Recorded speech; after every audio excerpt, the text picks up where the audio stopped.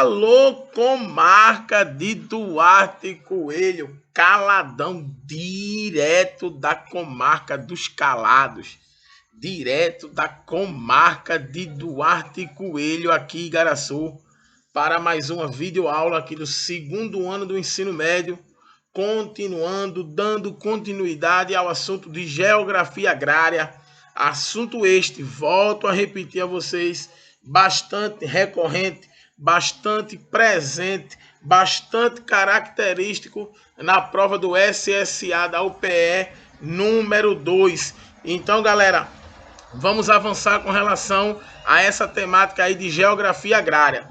Vimos no primeiro momento alguns conceitos, vimos no primeiro momento alguma parte da história, vimos também a diferença entre agrário e agrícola, vimos também a questão do primeiro, segundo e terceiro setor, mas na aula de hoje vamos falar dos sistemas agrícolas existentes, não só aqui no Brasil, como também no mundo todo. Agora, bonito, engraçado, né? Caladão fazia vídeo, fazia Alô Igaraçu em Xingó, nos Quênios do São Francisco, Lençóis Maranhense, Tocantins, Jericoacoara, Delta do Parnaíba, nas dunas cearense, nas falésias do Ceará, nas praias do Rio Grande do Norte. Agora tá fazendo Alô Igaraçu dentro de casa. Aleluia, isso é Deus trabalhando. Caladão fazia Alô Igaraçu para mostrar belezas naturais. Agora Caladão tá fazendo Alô Igaraçu para dar aula. Eita Jesus, que o tempo passa, o mundo gira, o mundo é uma bola. Já dizia a musa Priscila Senna. Mas vamos continuar. Galera, os sistemas agrícolas, né, eles correspondem às diferentes formas de se utilizar o solo na agricultura. E como eu disse, não só sistemas agrícolas aqui no Brasil, mas também no mundo, porque a depender da parte do mundo vai existir sistemas agrícolas diferenciados, e sobre eles, né, vamos citar a seguir. O primeiro sistema agrícola é o itinerante, que nós vamos falar daqui a pouquinho. Após o itinerante, vamos tocar um pouco a respeito de jardinagem. Depois de jardinagem, um pouco mais a respeito do sistema de plantation, bastante presente, característico tradicional aqui da nossa região. Também vamos ter os belts, que é bem americanalhado, vamos dizer assim. Também vamos falar um pouco de rotação de culturas, que é um sistema agrícola que ainda existe, mas vem lá da Idade Média, lá da época do feudalismo. E por último, hidroponia, que é uma coisa bem mais moderna, que vocês também vão conhecer no dia de hoje. Tranquilo? Vamos lá. O primeiro deles é o sistema de agricultura itinerante. Esse aqui, por mais que tenha esse texto enorme e tá falando aí que é presente na América Latina, é presente na África, se tá falando é porque é mesmo. Eu ia botar uma coisa aí no texto que não fosse verdade, né? Mas enfim, esse sistema itinerante é o mesmo sistema usado pelas pessoas, pelos agricultores, pelos pequenos agricultores que têm roçado. Por exemplo, sobretudo aqui na região de Igaraçu, em Abreu, ali nos bairros de Amã, de Timbó, nessas áreas mais rurais do nosso município, onde as pessoas têm suas plantações e usam o termo roçado para denominar essas plantações. E a principal característica do sistema itinerante é justamente atear fogo na terra. Veja só, o homem planta, ele faz a sua colheita e os restos dos vegetais que não tem valor comercial, ele toca fogo para fazer uma limpeza geral naquele terreno e vir plantar novamente. Mal sabe o homem que, a princípio, as cinzas geradas pelo fogo têm até um valor, vamos dizer assim, um valor, não é nutricional, mas tem um valor bastante positivo para a terra. A princípio, no primeiro momento, essas cinzas deixarão a terra mais fértil, mas com o passar do tempo, essas séries de queimadas, essa parte todinha de atear fogo vai tirar todo o nutriente do solo e vai deixar ele bastante bastante ruim e sem fertilidade nenhuma. Ou seja, o sistema agrícola é tipicamente da agricultura de subsistência. Caladão, eu não lembro bem o que é agricultura de subsistência. O nome já está dizendo subsistência. É aquilo que você planta para você consumir. E aquele restinho que tem, você leva para vender nas feiras e nos pequenos comércios. Jamais um vegetal da agricultura itinerante, jamais um vegetal da agricultura de subsistência, ele vai ser enviado do Brasil para os Estados Unidos, para a Europa, para o Japão, ou vai estar nas grandes redes de supermercado que nós temos aqui, como o Atacadão, o Açaí, o Grupo Carrefour, etc. Não. Esses vegetais, essa produção da agricultura itinerante, ela é consumida aqui no Brasil mesmo, nos pequenos comércios e nas feiras, bastante também presente, como eu disse, não só no Brasil, como na América Latina e na África. Então se liga, quando falar em sistema itinerante, tem a ver com agricultura de subsistência, e essa palavra aí, até a fogo, essas duas palavrinhas é que vai ser o ponto-chave de você identificar esse lance da agricultura itinerante.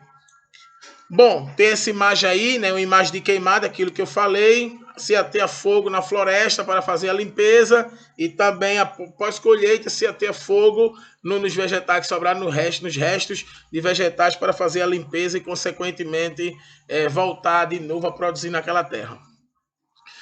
O sistema de jardinagem é um segundo sistema. Se o sistema itinerante era tipicamente da América Latina e da África, o sistema de jardinagem ele é típico da Ásia, e vocês vão entender por quê. Mas antes, nós vamos falar um pouco das características. Propriedades muito pequenas e mão de obra abundante, predomínio de técnicas de terraceamento, adubação, irrigação e utilização intensiva do solo. Vocês vão entender o que é terraceamento e o porquê da adubação, da irrigação e do uso intensivo do solo, bem como ser um sistema característico do sudeste da Ásia, do sul e sudeste da Ásia, como diz o texto. Observe essa imagem, agora que acabou de aparecer, e agora observe outra. Se eu fosse perguntar aqui o que tem em comum entre uma imagem e outra, e das 30 segundos para vocês pensarem, isso seria numa aula presencial, mas numa videoaula a gente tem que fazer tudo muito rápido. Vocês observam assim, a imagem de cima e observam a imagem de baixo, e vocês vão perceber uma coisa em comum nas duas. Elas são áreas elevadas de serras, de morros, conjuntos montanhosos, mas percebam, o solo ele é cortado em degraus, como se fosse uma escada. É o ponto em comum entre eles aí. Esse lance de cortar essa área íngreme, essa área elevada, inclinada, íngreme quer dizer algo elevado e inclinado. Essa técnica de cortar em degraus, tá certo? Recebe o nome de terraceamento. Ô Caladão, e qual é o objetivo de você cortar o terreno em degrau para plantar? Veja só, por efeito de gravidade, se eu fosse plantar numa terra inclinada, na primeira chuvada que desce, a água ia carregar todos os vegetais. É por isso que não se planta nada em área de morro, é por isso que não se deve morar em área de morro, mas isso é uma outra discussão. Não faz parte aqui da geografia agrária. O lance do terraceamento é o seguinte: nessas partes do sul, sobretudo no Japão, que tem terrenos muito acidentados, não tem uma área plana, tá certo? Não tem grandes planícies, nem grandes planaltos para você fazer plantação. São terrenos basicamente todos eles entalhados em conjuntos montanhosos. Então as pessoas não podem deixar de comer, as pessoas não podem deixar de plantar, mas se vivem ali, tem que se adaptar com o terreno, e é por isso que a técnica de terraceamento é tão presente. Ou seja, se eu só tenho terreno elevado, se eu só tenho terreno inclinado, mas eu tenho que produzir meus vegetais, então eu desenvolvo uma técnica nestes terrenos para que eu possa fazer a minha plantação. E essa técnica é pegar aquele terreno inclinado que não serve para agricultura e cortar ele em degraus, fazendo assim como se fosse uma escada, e nessas partes planas de cada degrau dá-se o nome de terraceamento, e aí se planta o vegetal, e quando chove ele não está num plano inclinado, ele está num plano reto, e aí a chuva não leva, a ventania não leva, e a força de gravidade atua bem menos. Também acontece muito isso aqui em São Paulo, no sudeste do Brasil.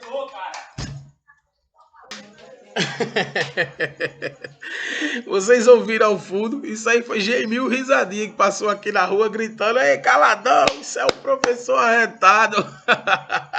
Entrou no meio da gravação. Um abraço aí, nossa fera Geimil Risadinha. Mas continuando, em São Paulo também nós temos esse tipo de agricultura de jardinagem, essa técnica de terraceamento. E bem pertinho nosso, para quem já passou ali em Abreu, cortado pela BR entre o Alto São Miguel e o Fosfato, se vocês repararem bem, aquela barreira ali ela é cortada também em terraceamento, sendo que ali não tem agricultura, aquilo ali foi feito para evitar a erosão do solo.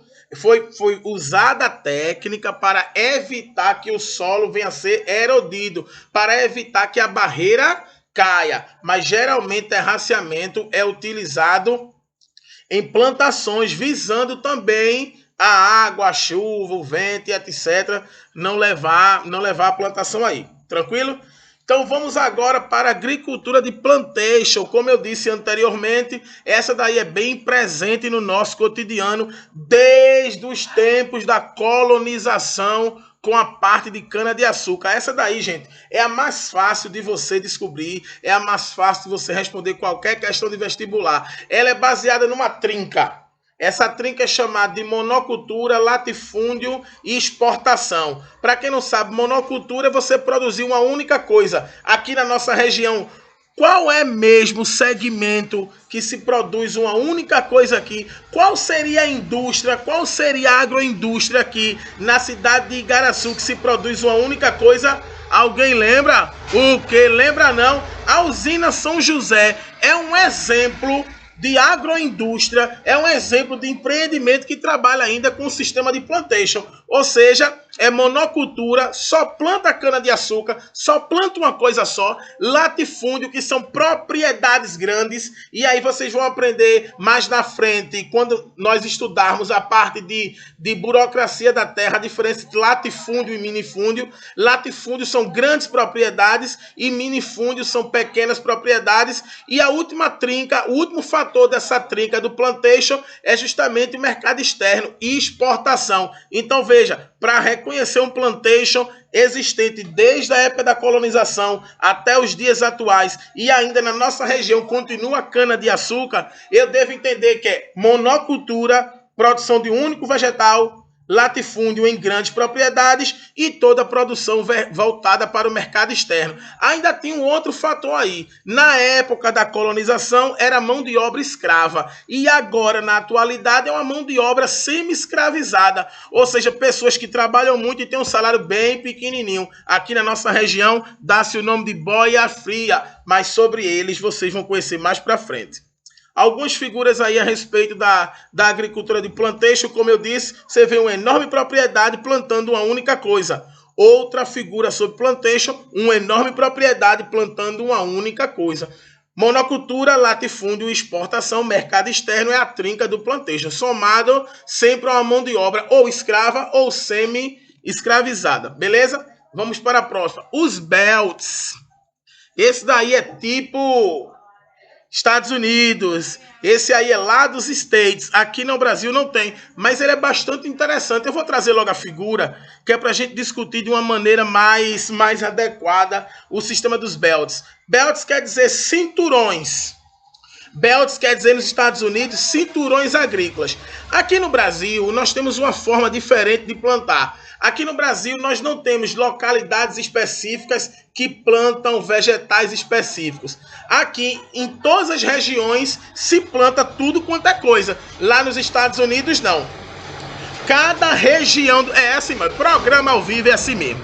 A gente para o raciocínio, passa o caminhão e passa uma moto e a turma conversa, e isso aí é mesmo, é videoaula, é coisa de casa mesmo, tá bom? Silêncio, 100% silêncio, a gente só vai encontrar na sala. E outra coisa, não encontra na sala não, viu? Porque também tem hora que vocês fazem barulho, então olhe, de barulho ninguém reclama. Mas voltando aos belts, como eu estava dizendo, Veja o mapa aí dos Estados Unidos. Você nota que eu tenho cores verdes, amarelas, vermelhas, azuis, cor de laranja, rosa. Cada cor dessa aí é uma área especializada num determinado vegetal. Por exemplo, o amarelo aí, se você notar, tem a palavra criações extensivas. O rosa, por exemplo, tem aí cinturão de trigo. O que quer dizer isso, Tiago? Quer dizer isso, Caladão? Cinturão de trigo. Quer dizer que em toda essa região onde está pintado de rosa, só se planta trigo.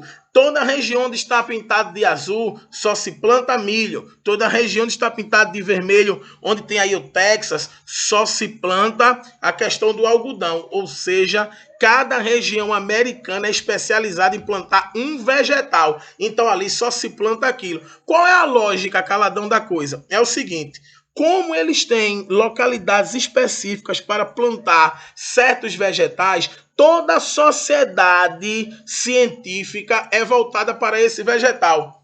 Como, por exemplo, eu usei o Texas, pintado de vermelho. Se o Texas é especializado em algodão, então toda a educação tecnológica, as universidades, as pesquisas que são feitas, no Texas, é toda ela voltada ao algodão. Se o Texas produz algodão e o Nebraska produz trigo, no Nebraska as universidades se especializam em trigo. No Texas, as universidades se especializam em algodão. Quando eu digo as universidades, não são todos os cursos não, tá certo? São os cursos voltados ao mundo rural. Ou você acha que porque o cara mora no Texas vai estudar direito, aí vai estudar somente as leis atreladas à produção de algodão? Claro que não, né? Eu tô falando justamente no contexto mais rural. Esse aí são os belts. É um lance bem bacana que os americanos têm. Os americanos têm. Olha o plural.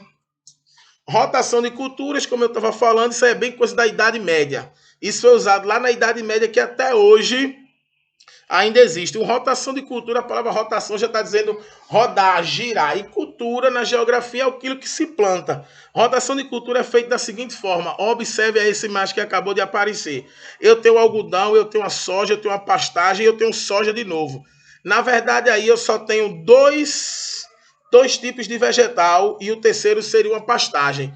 Num ano eu coloco o algodão nessa primeira parte, no outro ano eu coloco a soja, no outro ano eu coloco a pastagem, no outro ano eu coloco a soja, e você nota que os vegetais aí vão girando. Ô Caladão, e qual é a lógica dos vegetais girar? Por que não deixa eles sempre no mesmo local? Gente, a terra, ela precisa plantar diversas coisas, conhecer, ter contato com vários vegetais para ela ficar bem mais fértil. Se eu colocar um único vegetal na terra, com o passar do tempo, ela enche o saco daquele vegetal, fica arretada com ele, não produz mais nada. A terra é igual às pessoas, ela gosta de ter contato com muita gente, passar por diversas realidades, para depois ela ficar bem boa, bem legal para se plantar. Essa é a lógica da rotação de culturas, é você mudar, você pegar um terreno, dividir ele em 4, em 5, em 6, na quantidade de pedaços que você quiser e plantar um pedaço cada coisa, e ao longo de um período de 1 ano, de 6 meses, de 2 anos, aí vai depender muito do agricultor, essas plantações girarem no terreno. Como, por exemplo, essa imagem que vai aparecer agora. Eu tenho o campo 1, eu tenho o campo 2 e o campo 3. É como se eu tivesse pego um terreno e dividido em 3. No primeiro ano, no campo 1, eu vou plantar cevada. No segundo ano, o campo 1 vai ficar em repouso. E no terceiro ano vai ter trigo. Veja, aí eu tenho 2 vegetais. Eu tenho um trigo e tenho a cevada. E o terceiro campo está ocupado pelo repouso, né? Na verdade, o que é que vai acontecer aí? Se eu peguei meu terreno e dividi ele em 3...